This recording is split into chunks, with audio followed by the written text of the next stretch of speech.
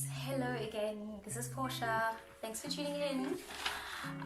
Today I just wanted to quickly do like an explanation of some of the lock terms we often use, because I know that it was quite confusing for me as well in the beginning. I had no idea what marrying was, let alone the fact that there was anything other than traditional locks. I didn't even know they were called traditional locks. I thought it's just dreadlocks.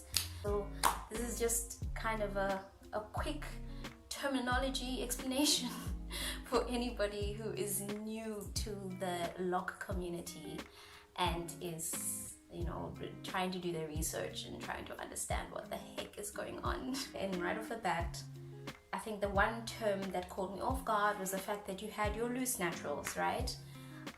You get loose naturals and then you get lock naturals, and loose naturals is what you are obviously before you start locking your hair. Do you like my hairstyle, by the way? Leave a thumbs up if you like it. So basically it just speaks to itself, right? It is just natural hair that is not manipulated into locks. But once you are locked, you're still natural. You're just not a loose natural. But that's straightforward. Next is the dreadlocking methods. Guys, I'm still learning about it, but you get your interlocking, you get your twist locks, you get your braid lock and crochet locks, you get your palm rolling method, it's a whole world. So your interlock would refer to the way that you interlock and overlap the hair between each other in order for it to create knot one day. And you get your 4-point rotation, you get your 3-point rotation, 2-point rotation, it's a whole thing. And different methods have their different benefits. And interlocking is very essential to sister locks, which is its own brand of locks, of Microlocs in fact, but it is not limited to sister locks. So you can interlock any types of locks. Then you get your palm rolling method, where you literally twist the hair with your hands and you roll it in such a way that it stays secure and you hope for the best. Okay, and then we can go into different types of locks, right? You get your traditional locks and your non-traditional locks, and you get your free form locks, which lately I've been low-key salivating over. Freeform locks are beautiful. I also love just the whole concept behind it. But anyways, and then we get our traditional locks, which are the classical kind of locks that everybody's rocking. Like everybody from your neighbor has them, like your auntie has them, and they're beautiful. When I first started my journey, when I first knew that I wanted dreadlocks, I thought about going the traditional dreadlock route, because it's also the only thing that is kind of exposed to you, the only thing that I knew about. So as long as I knew that I was getting dreadlocks, I always knew that it would be the classical thing. And that's how I got here, how I'm in this mess of this microlocking, making more work for myself. Let's talk about retightening and maintaining your hair. It's a thing. And that's also something that I don't know why I was so ignorant, but I didn't know what people did after they locked their hair. Of course it grows out, and of course it needs to be retightened and maintained, and so they call it retightening. And there's different methods for that. Again, can depend on the method that you started with. You can also change the way that you retighten your hair.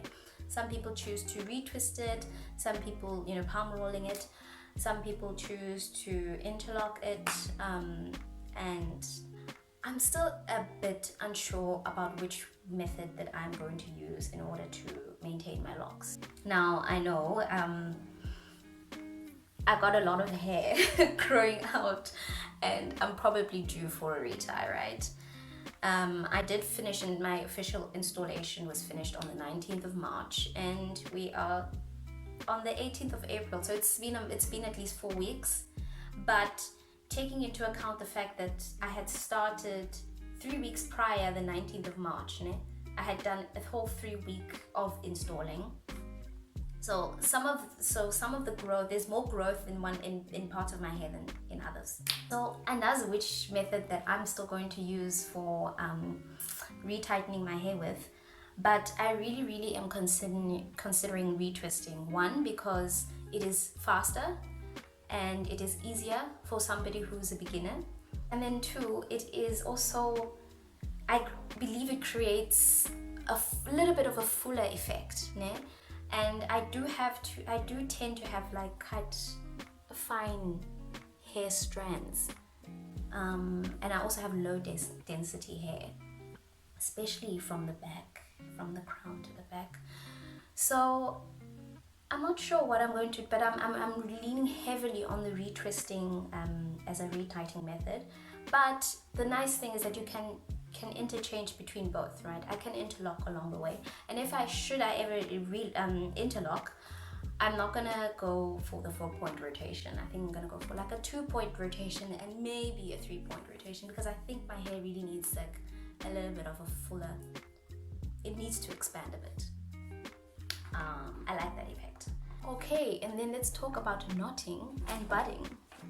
So budding simply refers to the little like balls of hair that you will find like kind of like knotted together at the very tip of your hair, né?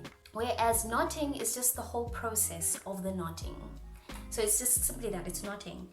But the budding is like the balls that are knotted at the bottom. And that's the difference between the two.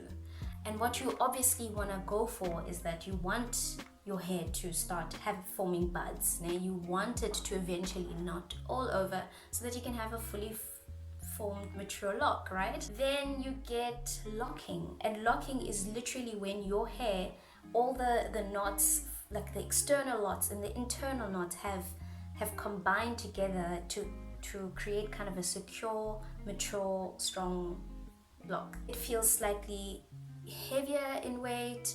You know, your excess hair that you would have shed is also stored inside of this one lock. Basically, you can't pull it apart anymore. You can't comb it out. If you want to get rid of it, you just cut it away, right? And this locking process can take it can take a year, it can take 2 years. You know, it really depends on factors about your hair, your genetics, whatever. Okay, and then we get marrying, and this refers to when one random strand from a lock decides to make buddies with another lace strand or another lock that it's not supposed to. And this happens so much. This happens so much with me, and I think it is because of my frizz. So you get a lot of frizzing, and you know, like these random stray hairs, and then they just do this, but they're not supposed to, because you have 2 different locks. It's not supposed to, like. And so marrying simply refers to when they combine together, but they're not supposed to, and so you have to kind of gently pull them apart.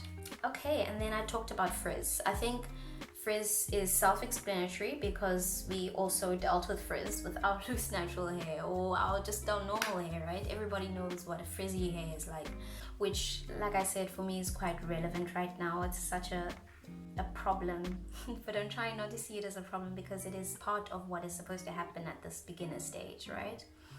Which then leads us to the next thing, which is about the different stages. You get your beginner stage, and this is called the starter lock phase, né?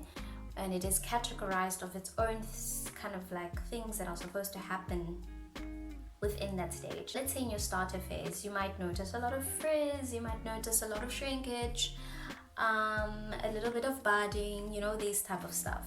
And then you go on to your next stage, and this is called the teen phase. You know, they say that your hair might do particular things and show its personality and misbehave.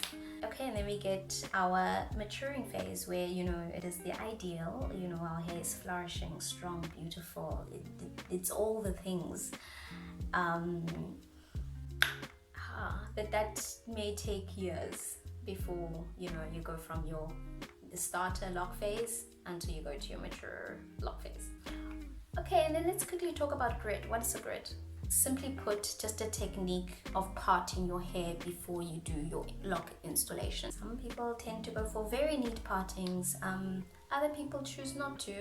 It really depends on what kind of look you want to go for, and also what kind of lifestyle you'll be, you know, exercising with your locks. So are you somebody who likes to do a lot of hairstyles and show off like a little bit of a line, whatever. Which I think is the beauty of a DIY Microlocs, is that you are essentially doing things that suit you and your hair, and you can choose what you want and what you don't like.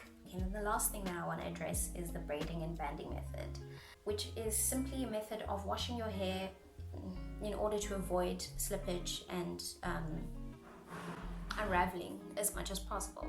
Unraveling is when your hair becomes undone. Slippage is the same, I think.